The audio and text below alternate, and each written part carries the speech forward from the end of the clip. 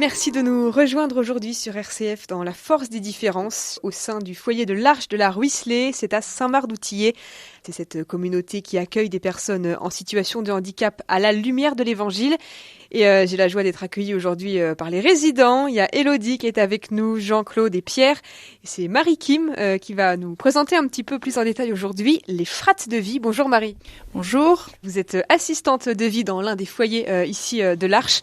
Est-ce que vous voudriez bien nous expliquer ce que c'est que les frates de vie ? Frate doit vouloir dire fraternité, j'imagine ? Oui. C'est ça exactement. Frate, ça veut dire fraternité. Et donc, chaque foyer de vie qui regroupe un petit nombre de personnes en situation de handicap, qui ont un handicap mental, et puis des assistants comme moi, je vis aussi sur un des foyers.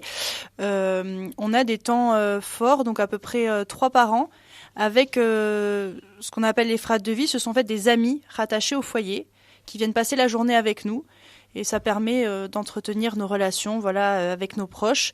Alors, ça peut être des externes, c'est-à-dire des personnes de la Ruisselée qui viennent dans les ateliers de jour, mais qui ne sont pas logées dans un foyer, qui nous rejoignent pour ces moments-là. Des familles, alors les familles, parents, frères et sœurs, soit de personnes internes qui vivent dans les foyers, soit aussi des externes, c'est possible. Et puis des amis, de manière générale, des gens qui souhaitent avoir un lien avec nous, donc qui nous disent qu'ils veulent faire partie de notre frate de vie. Et voilà, ils reçoivent les dates de ces rencontres et ils viennent passer un moment avec nous. C'est à peu près 1 fois par trimestre. Donc ça peut être d'anciens services civiques, d'anciens salariés, ça arrive aussi, des personnes retraitées qui étaient à l'Arche avant mais qui veulent entretenir cette relation avec nous.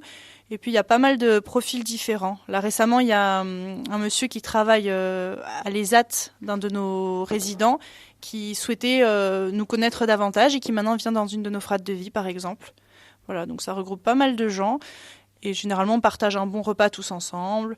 On fait certaines activités, on va se balader. C'est vraiment un moment convivial pour entretenir les liens amicaux et familiaux autour des foyers. Alors justement, vous anticipez un petit peu ma question, Marie. Le programme de ces journées frates, justement, c'est quoi ? Qu'est-ce qu'on y fait ? Chaque foyer, en fait, choisit vraiment son organisation. Aussi, on va en parler lors d'une frate, on prévoit la prochaine, donc on voit aussi avec les uns et les autres qu'est-ce qui leur ferait envie. Donc ça peut être assez varié. Moi, depuis que je suis à l'Arche, il y a toujours eu un bon repas. Ça, c'est un peu le passage obligé. Ça réunit pas mal. Et puis, ça peut être une activité. On va se balader souvent après le repas, mais on avait déjà proposé de faire un bowling. Pour fêter l'anniversaire du figuier, on avait fait une raclette party. C'était sympa. Ouais. Et puis, et après, il y a des moments aussi où les amis du foyer peuvent venir nous aider. On avait fait ça une fois. Par exemple, on avait besoin d'aide au niveau de la couture pour les vêtements, au niveau du jardin, et on était un peu, dépassés. C'était un moment où on avait beaucoup de choses à faire. Et alors, on avait fait plusieurs ateliers. Et avant de se réunir tous ensemble pour manger, on s'était répartis. Et puis, les amis de la frate de vie étaient venus nous donner un coup de main. Voilà, on avait travaillé en fait tous ensemble, mais c'était quand même très convivial. Travail générateur de joie, on va dire. Marie, vous disiez il y a quelques minutes que parmi ces amis, ces personnes qui participent aux frates de vie, donc il y a pas mal d'anciens services civiques, d'anciens employés, des personnes à la retraite. Ça veut dire que l'Arche, on la quitte jamais vraiment complètement ? Non. Oui, j'entends Pierre qui dit non de manière catégorique et il a raison.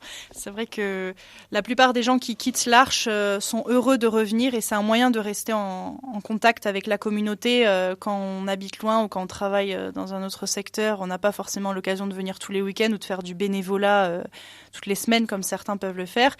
Donc c'est un moyen d'avoir des nouvelles et de se retrouver, de venir rendre visite aux personnes qu'on a appréciées pendant un certain temps. Et on garde toujours effectivement un lien avec la communauté de l'Arche. Moi, j'ai vu dans les frates de vie, il y a d'anciens services civiques, d'anciens salariés, effectivement.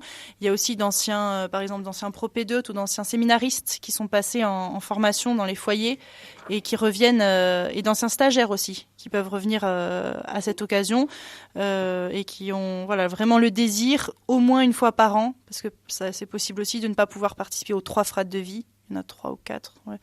Donc, ils sont quand même dans le listing et comme ça, ils peuvent venir au moins une fois par an revoir leurs amis de l'Arche, quoi. Ouais.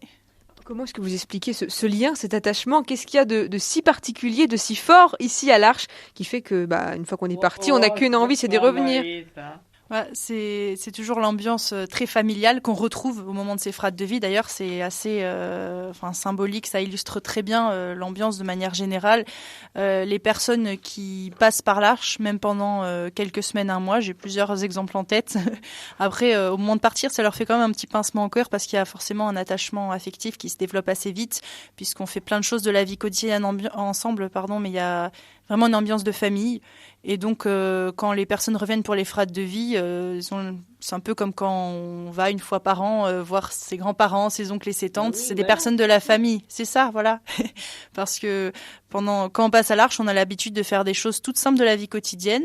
Alors peut-être d'abord en espérant apporter quelque chose aux autres, et après très vite on se rend compte, voilà, à force d'être ici, de rencontrer des personnes très différentes, que ces personnes nous apportent aussi beaucoup. Et c'est cet échange, cette réciprocité qui fait qu'on se sent porté et à la fois qu'on se sent utile. Et ça, c'est essentiel pour tout le monde, quoi. Donc, quand on a vécu ça, souvent ça manque et on a besoin de venir se ressourcer en revenant ici au moins un petit peu. Et parfois, on revient aussi de manière définitive. Ça arrive. Alors Pierre, toi tu fais partie du coup de ces frates de vie parce que tu es externe. Comment ça se passe ces frates de vie et qu'est-ce que tu as envie de nous dire là-dessus? Bah ça va, pour manger, maman et papa. Ça se fait donc en famille la frate? Oui. Et qu'est-ce que vous faites de particulier? Manger, c'est tout. Élodie, bonjour. Bonjour. Est-ce que tu veux bien nous parler un petit peu toi des frates? Est-ce que ça te plaît et comment tu y participes? En cuisinant. Ah, J'aime bien la cuisine. J'aime bien quand on se retrouve. Pourquoi ça? Parce que j'adore. Se balader aussi, j'aime bien. Merci beaucoup Élodie. De rien. Jean-Claude, donc du coup toi tu participes de temps en temps toi aussi à ces frates. Oui. Comment ça se passe? Raconte-moi. Ça se passe bien. On parle des autres communautés de France aussi. Vous rencontrez plein de monde en fait. C'est ça, ouais. C'est ça, voilà, ouais. On a parlé avec des autres assistants. Marie parlait des balades, des petits moments sympas. Ouais. L'anniversaire, c'est l'anniversaire aussi, l'anniversaire. Et donc toi, pendant ces journées-là, donc il y a Élodie, elle fait de la cuisine, c'est ce qu'elle disait tout à l'heure. Toi, qu'est-ce que tu fais? Comment tu participes? Moi, je cuisine aussi. La cuisine, oui. Des frites.